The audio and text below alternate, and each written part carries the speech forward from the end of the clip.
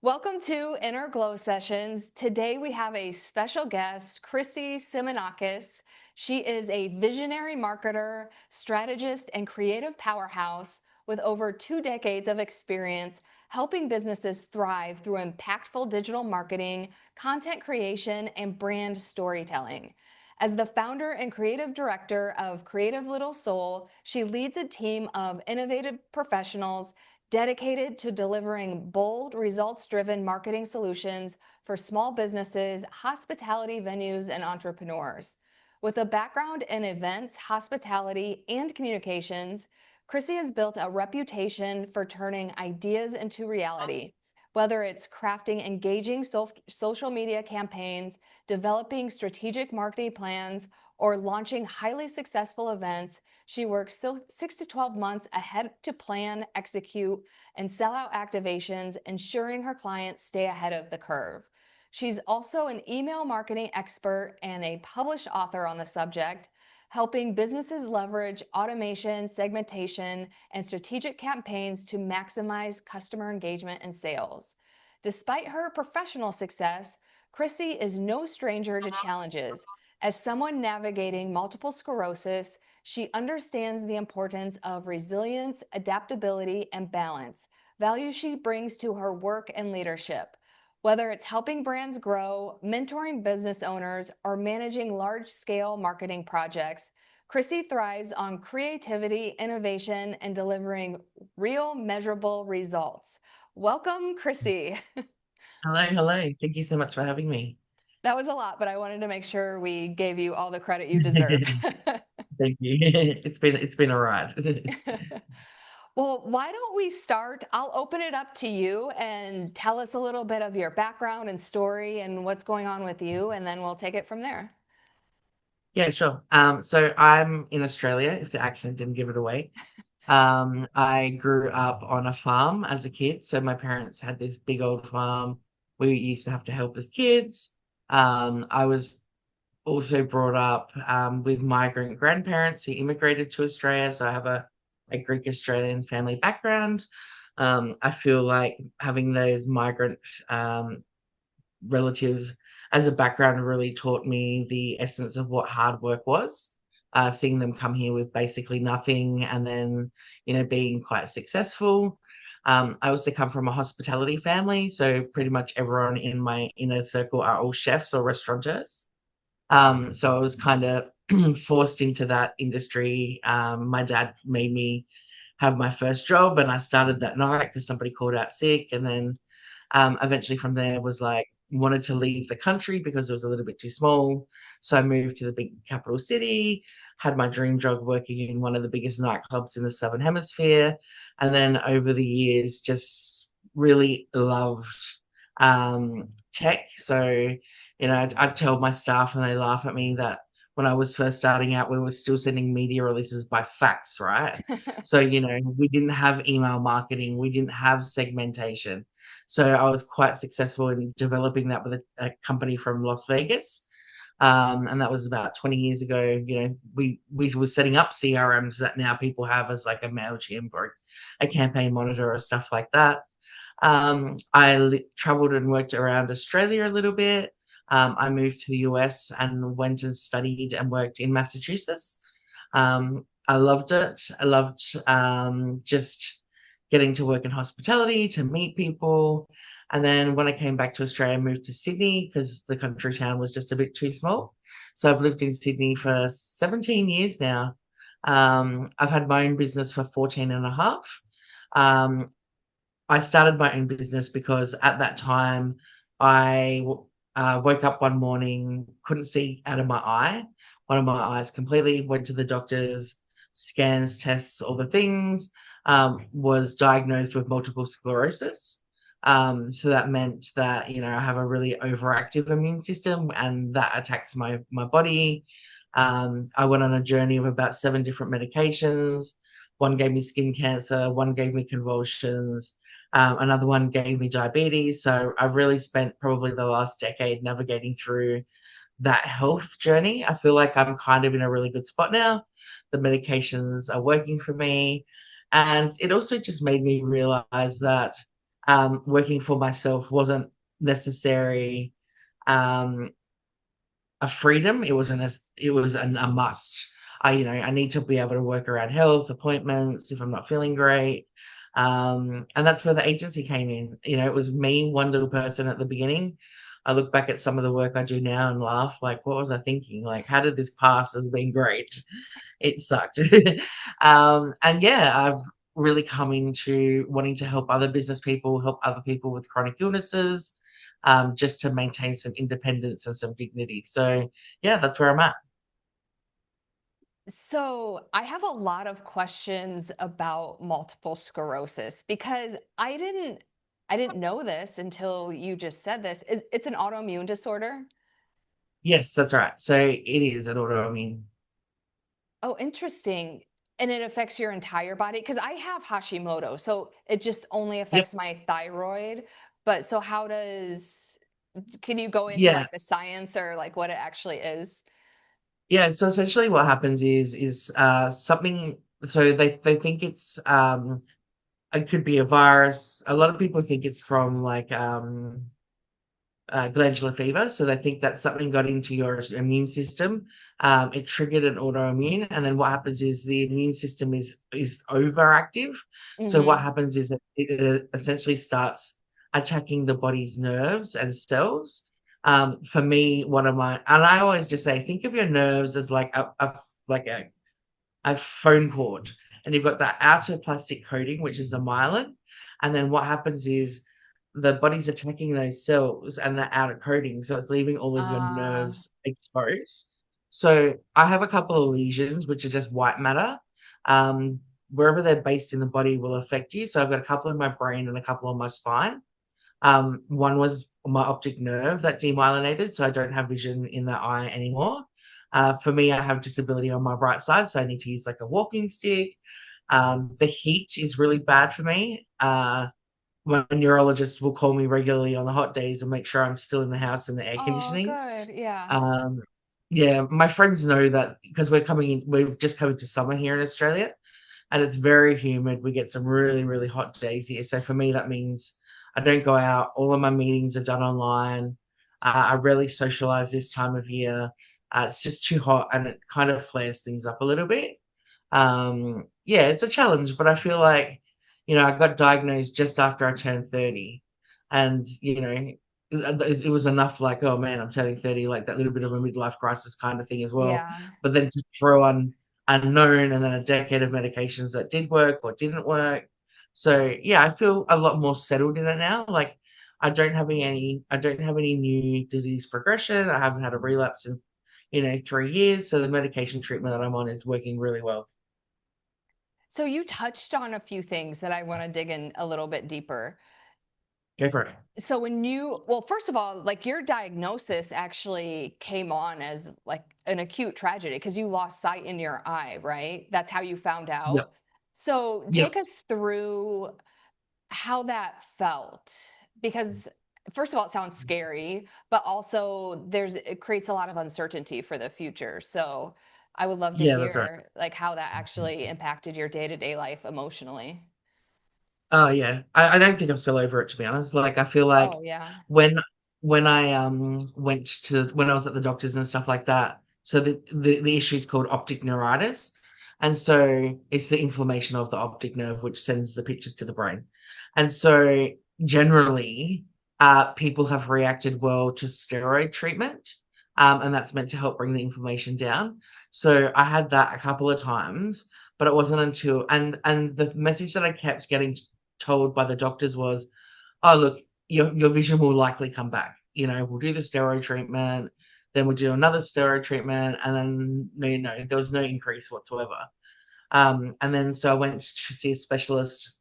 And they do this cool thing where they scan the back of your eyes and you can see all the blood flow and everything. And looking on the screen at my left eye, which is the good eye, and the right eye, you could drastically see there was a difference in what my peripheral like vision was and how I could see and all of that.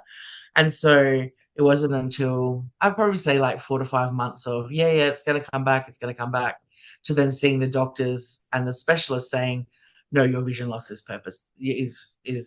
permanent now. Mm, And for me, that was really difficult because not seeing in one eye, you've got like a permanent blind spot. So, I'd had a few falls. I fell and broke my hand. I had another Oh, fall. I broke my ankle. I'd walk into things. I'd trip over the pavement. Like it just, I didn't have that motion. So then I was continually accident prone. And in hindsight now looking back, I actually had previous falls and stuff as well, and people were just like, "Oh, you're just clumsy," or "You're yeah, accident prone," or maybe I need new glasses. But I remember when they told me that my vision loss was permanent, like sitting on my balcony and just bawling my eyes out, and I ended up calling, like the mental health, like a suicide line here, because yeah, I was just like, "This is shit. Is this my life now?" Like, I'm not in control of these things. I have zero control over this disease progression. Um, I'm relying a lot on doctors where maybe they're not necessarily giving me the best advice. So yeah, but when I knew I wasn't getting that vision back, like I actually grieved. Like I felt like somebody had died, because I'd lost that independence, and I now had to navigate through this whole new world of, what does that look like for me? And yeah, it was not fun. And even still, like when it comes up to my MS anniversary of my diagnosis date, like I always find that really triggering. yeah. Um, yeah, I'm upset for a piece of me and a past life that I had, which is kind of good and bad because I guess I've kind of it pushed me out of my job, which was quite toxic, into working for myself. So whilst there are some, cons, there are also some pros that came from that as well. Yeah, I actually like how you brought up the aspect of identity grief because that is a real thing that a lot of people go through, but it's not something that's talked about. So when you're going through it, it's really hard to identify that that's what it is. Although you have like a definite before and after, so maybe it was a little bit easier for your brain to identify, like, I'm grieving an old version of me, but that's definitely Yeah. something that I think a lot of people can relate to. And then it's hard to really process that because it's just a different kind of grief than like a pure loss because it's just a different version of you. Yeah, absolutely. And I think as well, like, my husband's mother has MS and has had for 30 years. Mm, So, the technology, the science, the medication, everything that was available to her when she was diagnosed to versus to when I was diagnosed were very different things. And so I'm definitely in a better place with the treatment. And, they say early intervention now is better. It'll help you with your longevity. But there was a part of me also that was like, she's wheelchair bound. She needs carers, all that kind of stuff. And I'm just going, is this my future? mm, And then, and my doctor, and I used to live like quite a pretty like crazy life. Like I worked in nightclubs, like drink, I'd party, like, all the stuff that you do when you're in your 30s. And my doctor said to me quite frankly, he's like, if you do not change some of your behaviors, you're going to fast track yourself into a wheelchair.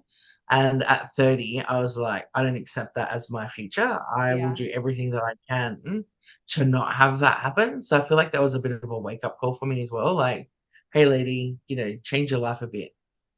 Yeah. Is there a direct correlation between, like, for instance, your mother in law, like, have her lifestyle habits led to her being in a wheelchair?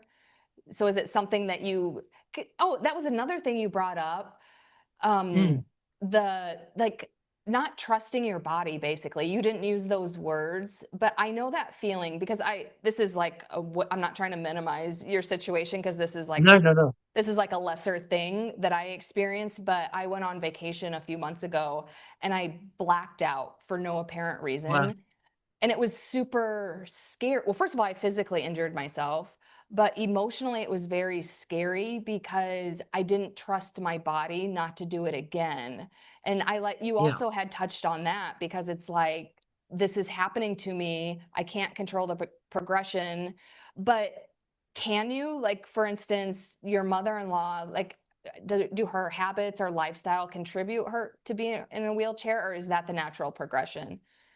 Nah, so she was pretty straighty 180 from what I understand. So like no drinking, no drugs, no, alcohol or anything like that. Where I was probably the opposite. I was doing all the alcohol, all the drinking, all the drugs, at that time. And so I yeah, I think there was just not enough information at that time of diagnosis, whereas now they know exercise makes a change, makes a difference, diet, vitamins, supplements. So I do the scope of things. Okay. I just yeah, and they just know like early intervention, physical therapy, all of that kind of stuff will help you.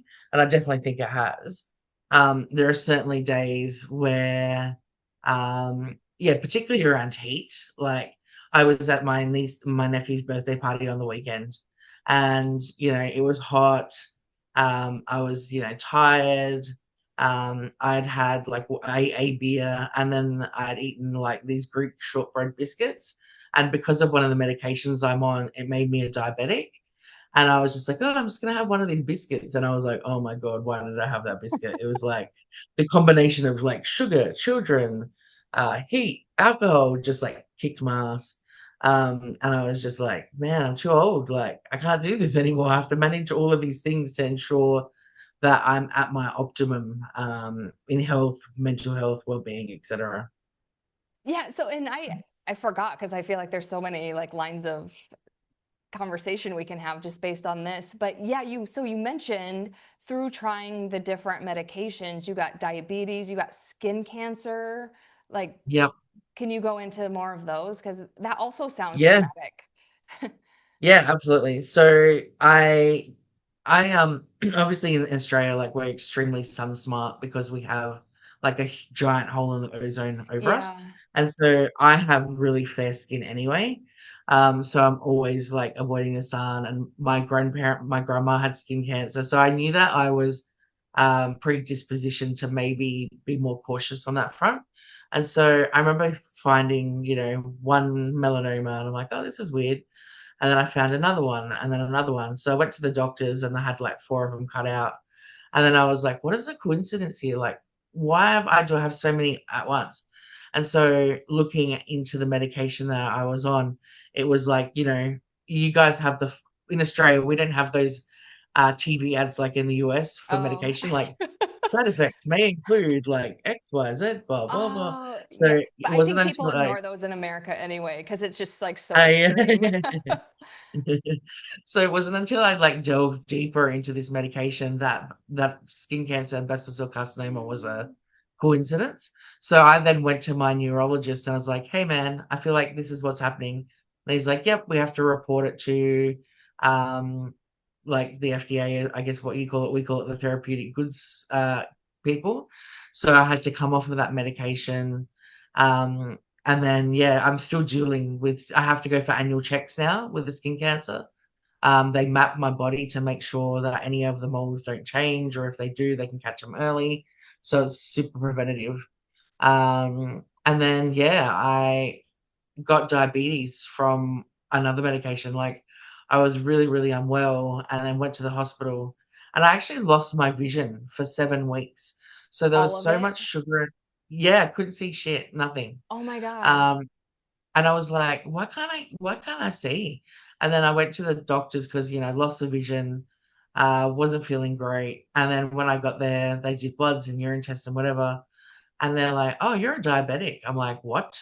I've you know, "No, I'm not." And then they said, "No, no, you are." And they looked at my medication and my bloods from the year previous, and the only changing factor was that new medication.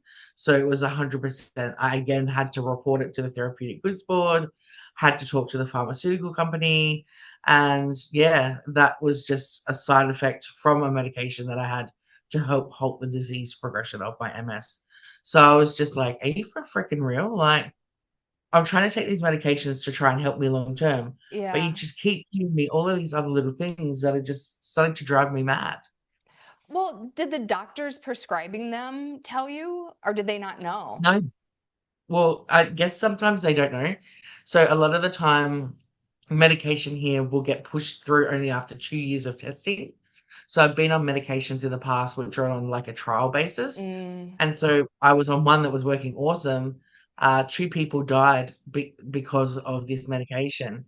globally, so they withdrew it from the market. So, and with no like tapering off period, like I was due for a dose that weekend, and the pharmacy wouldn't distribute the medication because of the recall. So I really relied on that medication, and to make me feel good and not feel good, had withdrawals from that medication. Oh. It was on a Friday, nobody was available to talk to. It was just, yeah, a really shit situation. So in America, it can be hard to find a good doctor, and a lot of times you have to really advocate for yourself. I can go into all the reasons why. I think a lot of it is the insurance system. There's probably other reasons that I'm not even aware of. But like for instance, when I got diagnosed with Hashimoto's, my doctor, she prescribed me something and it wasn't working, and I told her it wasn't working and she didn't care because it's like she had basically checked off the list and done her job. How is the Yeah. healthcare in Australia? Because I feel like you were at least getting the medication. The issue might have just been the quality of the medication itself. Yeah, we're really lucky actually. So we have public and private healthcare here. So everybody is covered by the government's Oh, Medicare. So yeah. we have like Canada, we have a system that's covered by the government. Like there might be some out-of-pocket costs that you do have to cover. So for example, if I have an appointment with a general practitioner, it might be $90. Um, the insurance covers like say 80% of that, and I just pay it the balance out of pocket. So, $20 to $30 would they rebate back. If I have to go to hospital, it's completely covered by the health system. Oh, wow. Um, so, I do have private health insurance. That just means I get some advantages. So, as opposed to just seeing the doctor on the rounds at the hospital, I get a specialist in the area that I require. You kind of get queue jumped as well. So, um, obviously they triage you, but like for an example, I go to the hospital where my neurologist is the head of neurology. So they will admit me if I'm having a relapse a lot easier. So you don't have to really wait in the waiting room. Hmm. They put you onto a specialist ward. So you're in the neurology ward.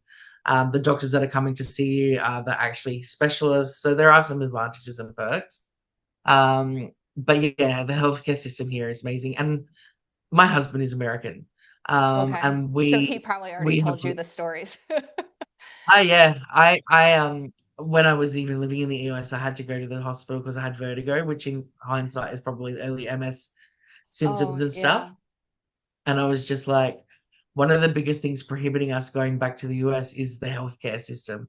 And like some of my medications, like I remember looking at the cost price, and we have like offset medications from the government as well. So one of my meds was $23,000, um, and that's from the pharmaceutical company to the government. And then I would pay like 45 or $50 out of my Yeah. pocket for them. But it's just crazy, like to have a medication that's $23,000. Like, Yeah, like who how do can you afford that? afford to be ill? No one can. You Yeah. can't afford it. Yeah. Yeah, I forgot you did live in the United States. So it sounds like you experienced healthcare here on your own even. A little bit, yeah. I just think it needs to be better. And even here now, like they're looking at, when COVID happened, they actually made it so you could get 10 free mental health sessions from Oh, the wow. government. So your general practitioner would write your referral, and you could get 10 appointments for free. And now they've moved that back to only 4. So Still, yeah, I think yeah, that's yeah, very generous. I feel like every country should be doing that. absolutely. Yeah, for sure.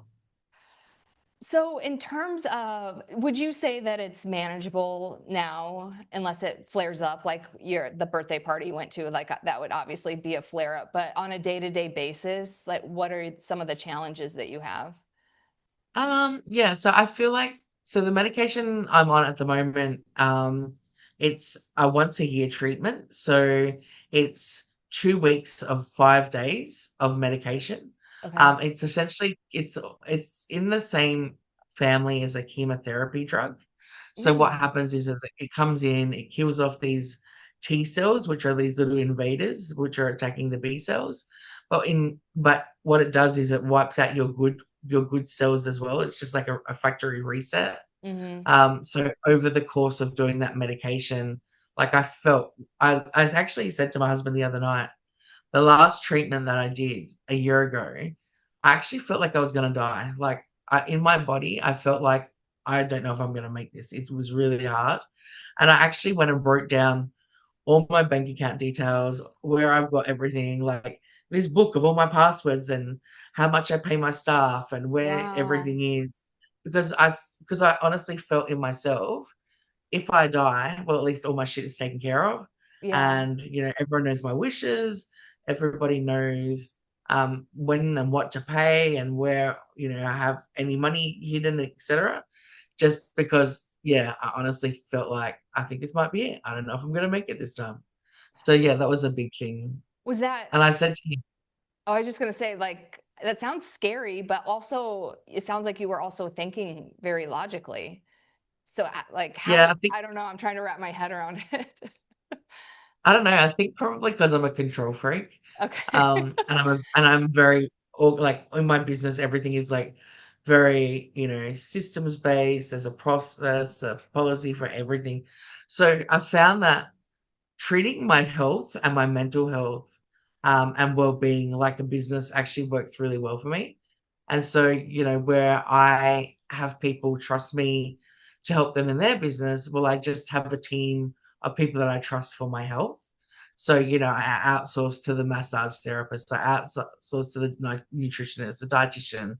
So I just build this team around me. So I think I can look at it logically, and I think also being in control is less scary. Like, I already know what I want to be done when I die, like, because it's less scary. You know, everything's taken care of. I know things are going to happen. I'm not going to be a burden on anyone. So I feel like that's made me actually be way more relaxed when it comes to thinking about death, because it's inevitable, right? We're all going to die. So Yeah. No, I was actually specifically gonna ask you about that because there are certain things about your health that you don't have control over, so it probably creates a sense of safety to have control over the things that you can control. yeah, 100%. And it is that. And like I've told my family, like I want to donate my body to science.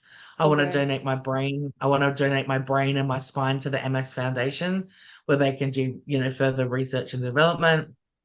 And I don't want people paying for a funeral. Funerals are expensive. Like, Oh, yeah. you know, I don't need a coffin. I don't need all of that. Just, have a party.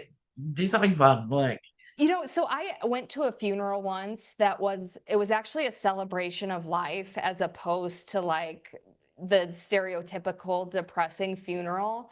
And it was actually so cool. And I was like, I wish all funerals were like this because that's what it should be. yeah. Yeah, absolutely. And I think as well, like, it's I actually found a lot of support and relief in finding an MS community online. And I think, I'm part of like a bunch of Facebook groups and like groups for different medications. And I feel like these people actually are better than your doctor, because they're sharing lived experience. They're sharing, and I got lots of tips like, hey, when you take this medication, make sure you take 2 Advil beforehand, drink a lot of water, take an antihistamine. So, like, there's all this really cool information that your neurologists don't know, because they're not the ones physically taking, they're the Yeah. ones physically prescribing. And I also found it really, really great and a lot less lonely, because, while my friends and family want to, understand and try and help, and they are supportive, but it's just, you want a safe place where you can vent as well. Like, and that's what I tell people. Like, one of the best things you can do for your friend who has a chronic illness, or something happen, is actually be angry with them and say, yes, that is shit. And it is unfair. And that is not cool. Like, we don't want to hear about, oh, why don't you try this diet? Or have you tried Mm. this medication? Like, just meet us where we're at right now.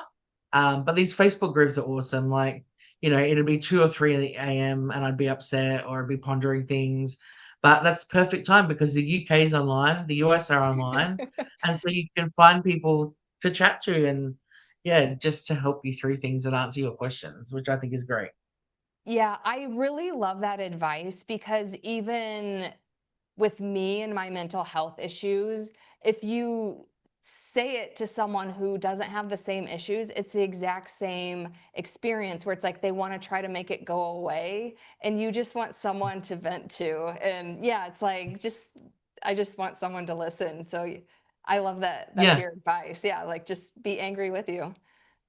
Yeah, and I also say, like, to my brother, or to my other siblings and stuff like that. I always ask them, "Do you just want me to listen, or do you want my input as well?" And I found that super important.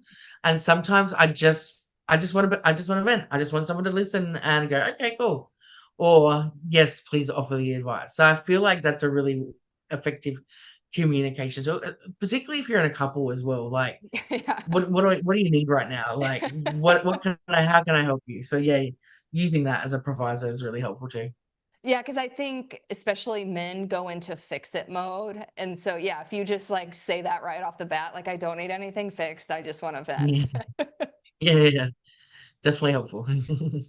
Didn't you also have an experience with grief with your grandparents? Oh, man. So, yeah, I'm actually going through a grief cycle right now. So, um, I had a nervous breakdown. So it was 2019 at the end of the year. And it was literally a like 5-year anniversary yesterday of my then mentor and really good friend Paul took his own life. So that anniversary was yesterday, and that was a big, heavy, emotional day. Yeah. So it kind of set things into motion. It was like there were these really big bushfires in Australia. I don't know, it would have been on the news. Like our whole country was basically on fire, and a lot of my clients were affected by that. My friend died, and then COVID happened, where all the venues and businesses went into shutdown, and I had a lot of unresolved trauma, grief, everything from, like, my mum's a narcissist and I'm estranged from her, and there's just all this other stuff. And for me, my coping mechanism was to work myself so hard that I would work to burnout so that I wouldn't have to deal with any more of my feelings or emotions. So Hmm. this was just a cycle that I was caught in, where busy was good. But then what happened was, when all of this stuff happened, my brain finally caught up, and it just flooded me with all of this grief and anger and resentment. And I remember calling my brother, my younger brother, and we're super close. And I was just like, dude, I don't know what to do. Like, I'm ready to jump off that cliff. Like, I need help. And then he recommended, like, a therapist that he had seen, this amazing woman, Emma Romano, who literally saved my life. And yeah, it was just crazy. But then my grandparents both passed away in the last 18 months. So, I lost my grandma, who I'm her namesake. I was her favorite. I had lived with them when I was growing up, and, I'd call her every week. Like, we had this Yeah. really nice relationship. And then, yeah, she passed away. And then literally 12 months and like 1 day later, my grandpa did. And so Wow. it's my grandmother. It would have been her 90th birthday on Friday, tomorrow.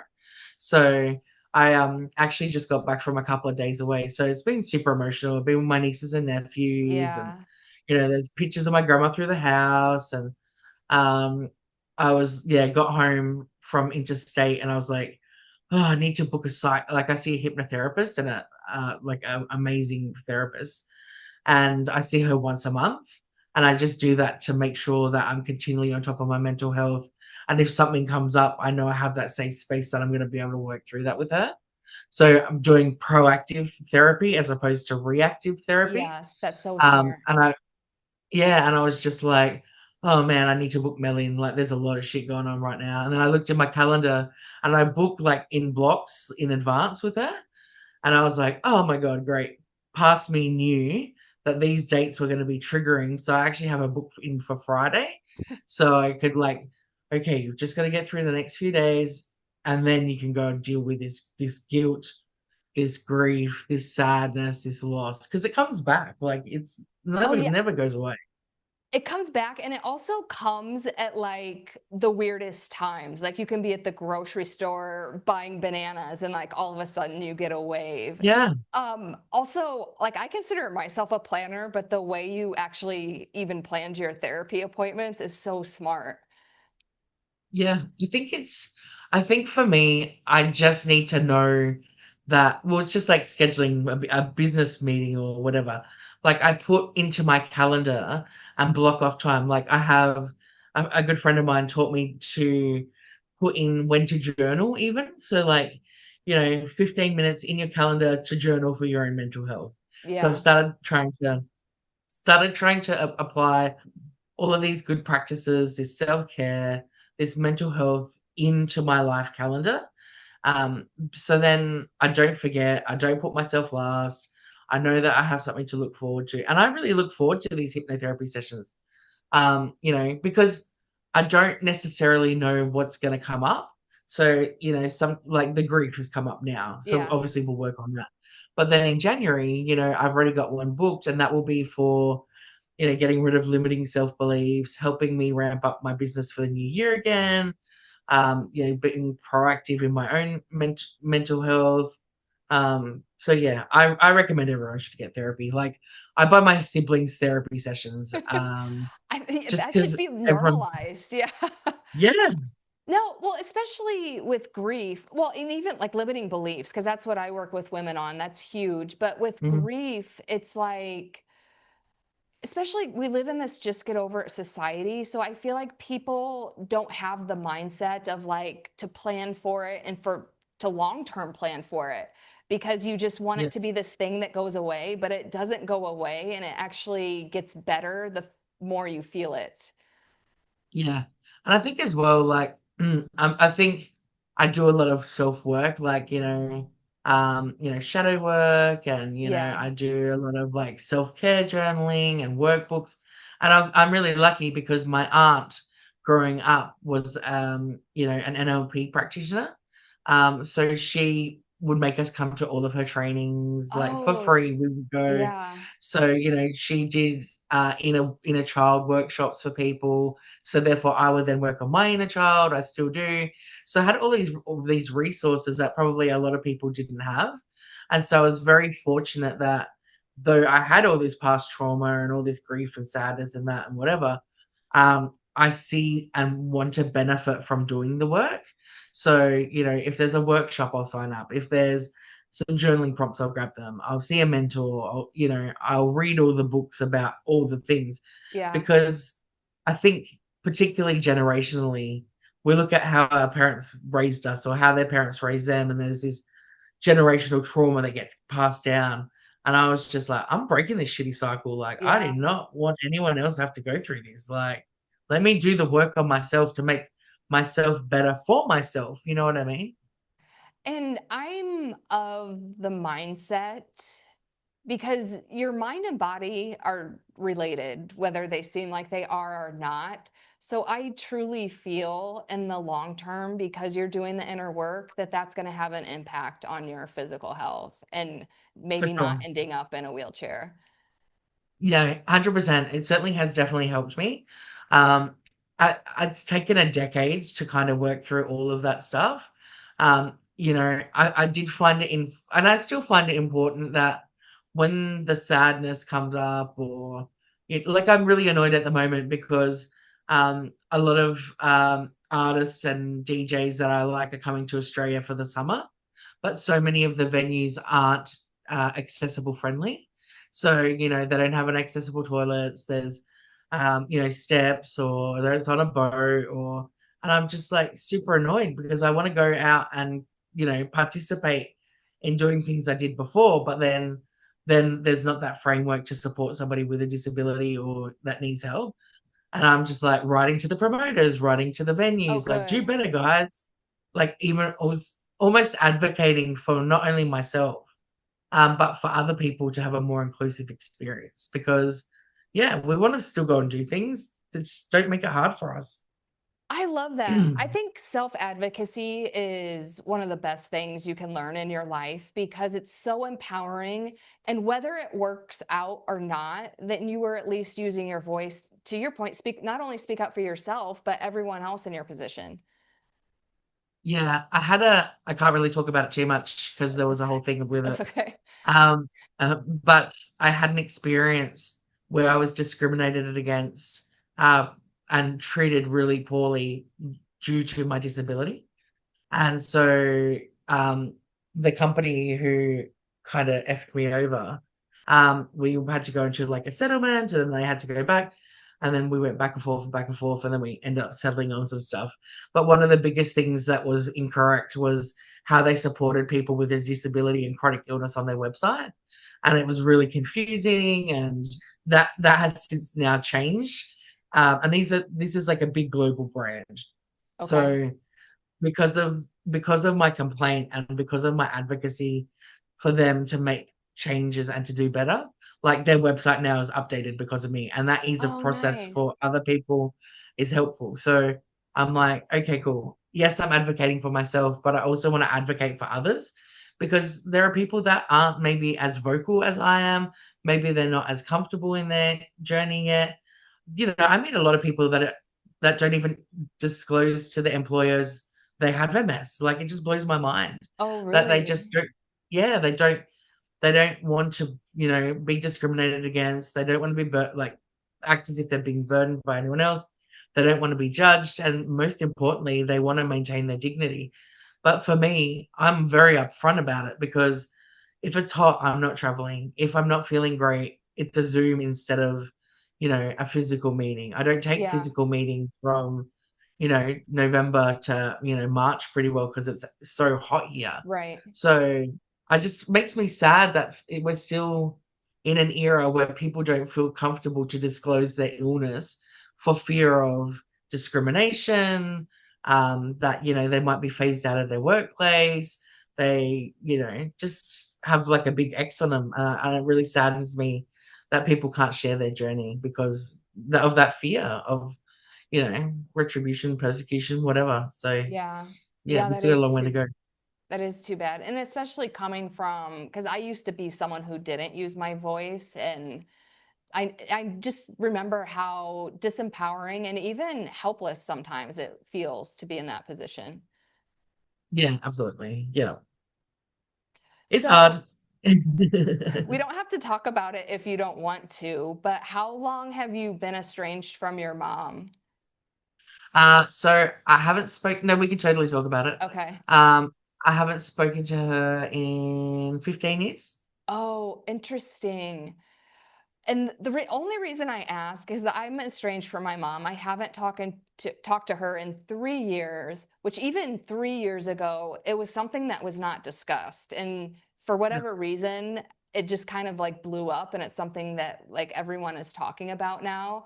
But actually, you're a perfect example. Like, estrangement is something that's been going on since the beginning of time. I think it just wasn't widely talked about. Yeah.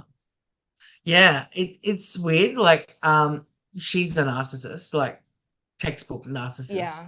And I look at like how I was raised I was like first daughter, eldest daughter, so first child. And like looking back and having done all the therapy and still doing the therapy, like I can see, and I have switched from a place when I would talk about her, I'd always be like, it would be rage actually. Like the feeling that would come up would be rage and Yeah. hate and all of this stuff. And over those years, I've managed to do the work, whereas I actually pity her now. Like I also think that maybe she has a mental illness, like she might be bipolar or have a borderline personality disorder as well, that probably was never diagnosed, never treated properly. And then looking back at my parents' divorce as well, obviously they took out their shit on me. Hmm. And so I've been able to have those conversations, particularly with my dad, like, hey man, like this is what happened when I was a kid, and you did this and this and this and this. And he's like, and he's actually been good enough to turn around and be like, "Wow, yes, you're right. I am sorry." Oh, oh, And good. yes, and he's like, "I didn't know." He's like, "I'm sorry that happened." And yes, you're right. I probably was a bastard. And but yeah, I don't talk to her at all. My other siblings do. That's their choice. But I actually have felt like I have grieved. So that's another grieving cycle, right? Oh, yes. And, like, for me, it was just I don't when my brother or someone would say, like, "Oh, mum says hi," I get really angry, like, I react straight away. Hmm. Whereas now having done this therapy and continuing to do this therapy, if he mentions her, he's like, "Oh, mum said happy birthday." I'm like, "Yeah, cool. No, great, thanks." Just goes, like, totally over me now. Like, I don't there's no feelings whatsoever. Like, I'm at a neutral point where I'm just like, "Yeah, okay, whatever." Whereas if he'd say, "Oh, mum wants to come and visit you," I'm like, "No freaking way, she's not coming here. I hate her, blah, blah, blah." So, and in myself, like, harboring those feelings of, like, anger, rage, the only person that was losing out was me, right? Yeah. Like, she didn't give a shit. Her day was going on fine without me. I'm the one that was still harboring all of this anger and resentment and, yeah, all the things. But yeah, and I think as well, like, I was reading this awesome book, and it talks about, um, narcissistic mothers and, like, particularly eldest daughters, like, they feel like there's they have to compete with them, and there's this, like, whole thing. And they said there's 3 ways that you can deal with it. You can have contact with them on their boundaries, which are, like, crazy town. Yeah. Um, you can have you can have contact with them, but with really clear parameters and boundaries in place. Or the third one is you just cut them off hard for life. That's it. Like, you grieve them like they're dead, and boom, that's it. You got to move on. Yeah, because I don't know about you. Mm. I tried to set boundaries with my mom, and like she did not care because she was like, "This is Oh what yeah, I want," and like we're not compromising. So it's like okay, and and I think what a lot of people don't understand, it really comes down to protecting your own emotional safety. yeah. Yeah, 100%. And, like, I remember my brother saying, like, I'm godparent of one of my nephew, and, my brothers and I said to my brother, because he's, like, still friendly with my mum and she's met the kids and whatever, and I was like, "You better not be inviting her to this, like, I will not come," Yeah, like, and I've said to him, I said, "I don't care. If you wanna be friends with her and help her and whatever, and that's cool, that's on you. But, like, never put me in a situation that I have to be in the same room as her." Like, yeah, I can't do that. Like, I won't be coming to whatever the event is. If you pick her over me, like, we're done, man. Like, I can't do that. yeah, which is basically another example of advocating for yourself. Yeah, that's right. And I think as well, like, when I say, like, I'm estranged and we don't talk and whatever, people just, like, either just go, "Oh, yeah, I totally get it," or, "That's so weird." But, like, even in my, like, normal life, like, I still set some pretty hard boundaries. Like, if people are rude to me, Yeah. if they're one-sided, like, I cut off people just because of how they've treated me. There was one girl that I was friends with, and, when I was going through my MS diagnosis, everything was just about her, and, like, not even a, "How are you? Do you need anything? Can I help Yeah. you?" Like, and I was just like, "You know what? I don't need people in my life that are just, one-sided." Like, my real friends, when I call them, will go, "But how are you? But how are you first? Like, how Mhm. are you really?" Like, they wanna know the real what's going on, and I'm just like, I don't know, I feel like 30s were navigating all of this health journey type stuff. 40 now, I'm, like, in my 40s, I feel more like I'm not taking shit from anyone anymore. Like, if it's a toxic business relationship, if I don't enjoy doing it, um, I'm just gonna say no. Like, I don't wanna do it anymore. I'm just looking at how I can protect myself more and utilize my time to invest into my own projects versus other people who are potentially ungrateful or rude. Um, yeah, and yeah, much more honest with people. Like, in the past, I would probably make an excuse up for why I don't want to do something, Yeah. and now I'm like, yeah, I'm not coming. I don't Yeah, want to just do this. no. Like, yeah. I'm just like, "Yeah, no, I'm not coming." Like, in the past, I would have been like, when you reply to a Facebook event and you're like, "Yeah, maybe I'm going." Straight up now, I'm like, "Nah, don't invite me to shit anymore." Like, and my friends are cool. Like, my good friends know, like, if we're going out, particularly this time of year, they'll look at the weather, they'll find somewhere with a really good aircon. It's close to my Oh, yeah. house. Like, they've done the homework for me.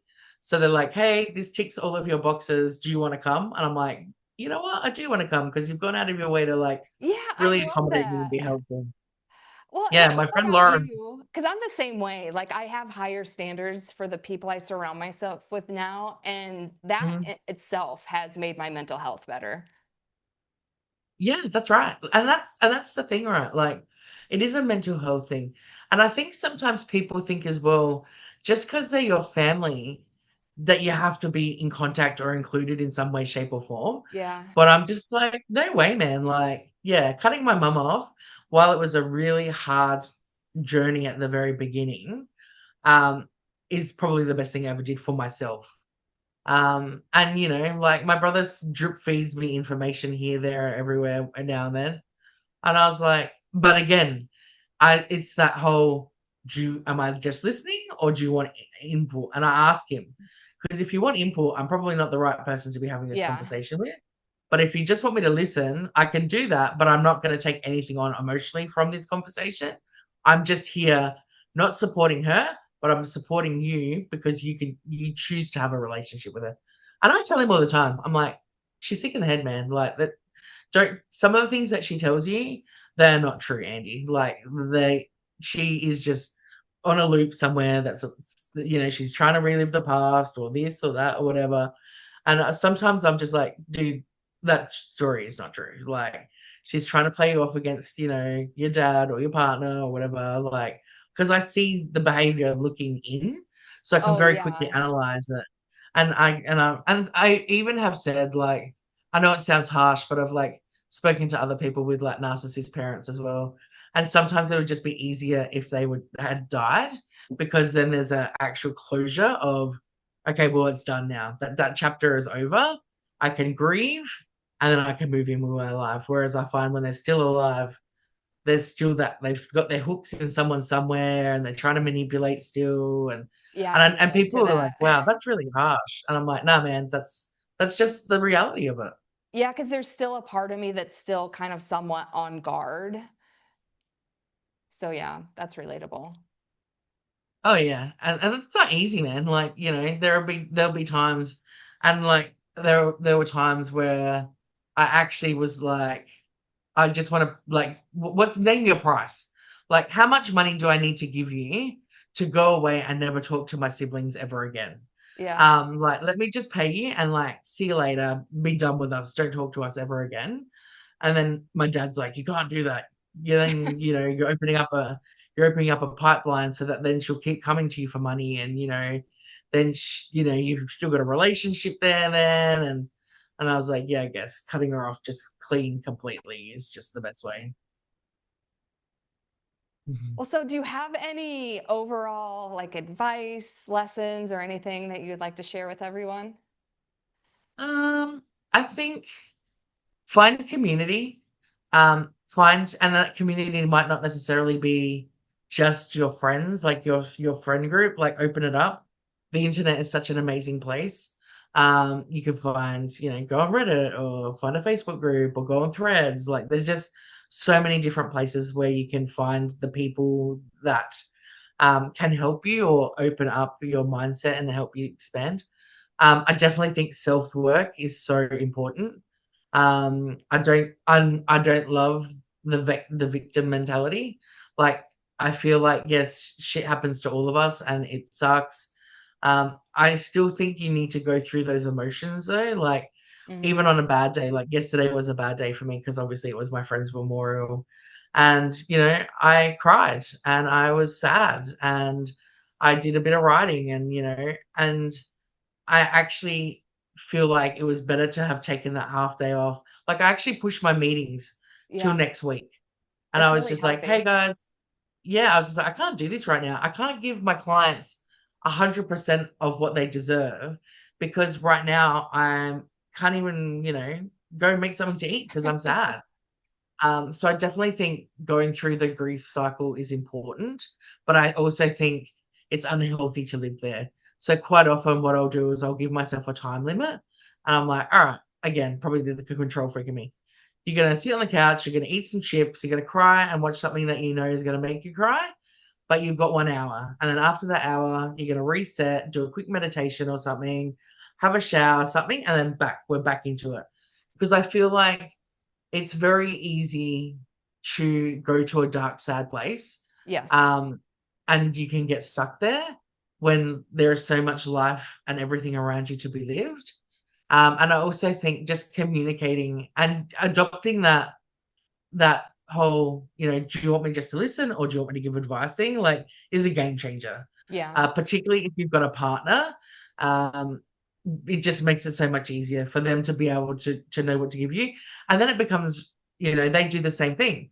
My husband come home from work the other night and I'm like, hey, hi. He's like, I'm just over it. I'm like, over what? He's like, everything. And I was like, okay, like, what do you need from me right now? He's like, nothing. I'm just venting. I'm like, okay, cool. Okay, No that's problem. a good question too. What do you need from me right now? Yeah. Yeah. I just find it just makes things way clearer. Yes. And like sometimes it might be like, what do you need from me right now?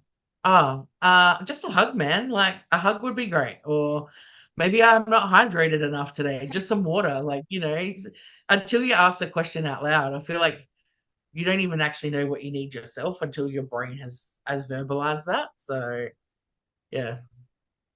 So do you have anything that you would like to plug or any last Um, words? I think I'm always accessible to people if they have questions. Like I have a personal blog. I have which is more like the chronic illness, the business mindset type stuff from my experience, and then I have the business side of stuff.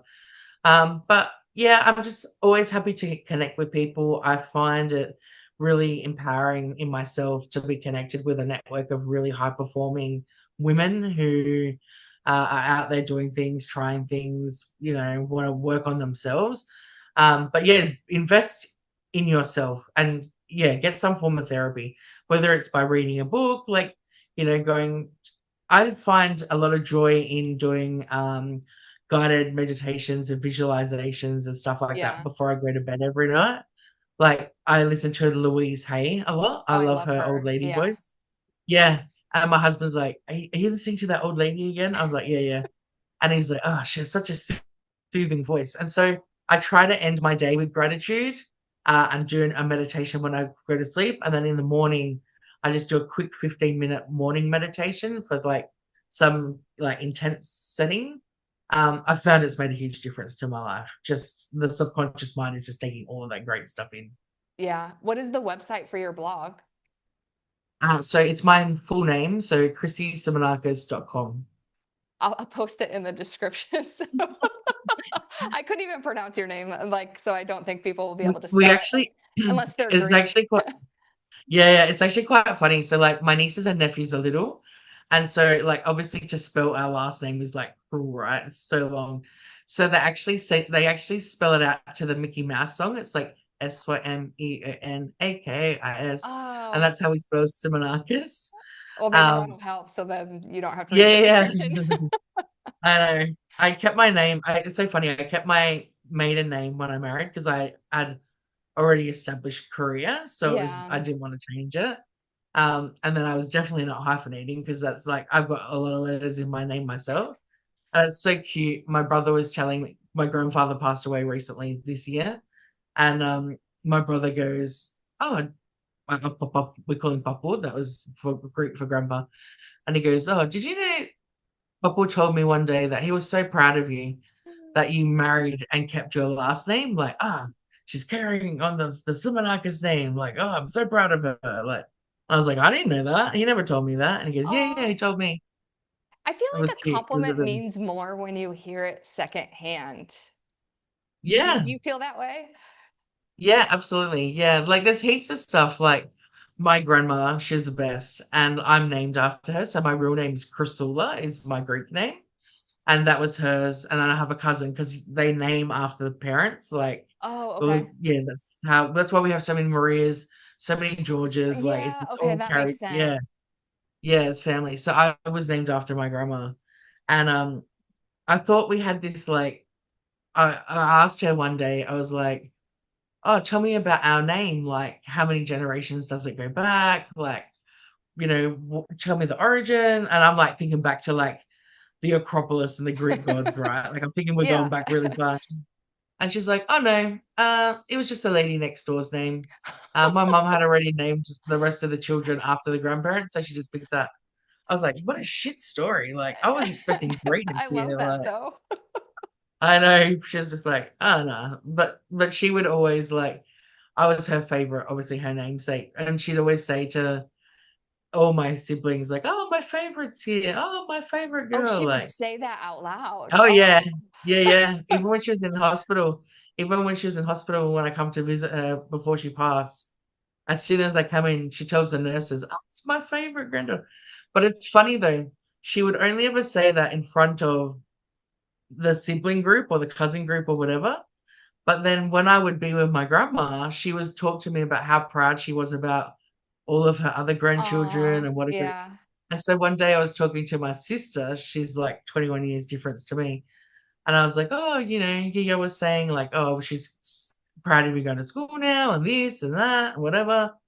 And she's like, she never says that. And I was like, she goes, "She always talks about you when I'm there and vice versa." And I was like, "Okay, well, she does care about you guys. Like, obviously, I am the favorite, but she does like you. So yeah, she does share stories." Well, thank you so much for being on. This was like, and thank you for Yeah. being vulnerable because I know some of this stuff might be hard to talk No, about, or although you do seem very open to it, and I love that because I think we need to have more open conversations. yeah, I think so too. And I think what you do is fantastic. Like and it's you made it so comfortable to talk about it as well. Oh, thank Like you. you've really provided a safe space to actually open up. So no, that's really great, Angie. And that is my goal. So thank you for validating that. Thank you so much. And we will see you next Pleasure. time on Inner Glow Sessions.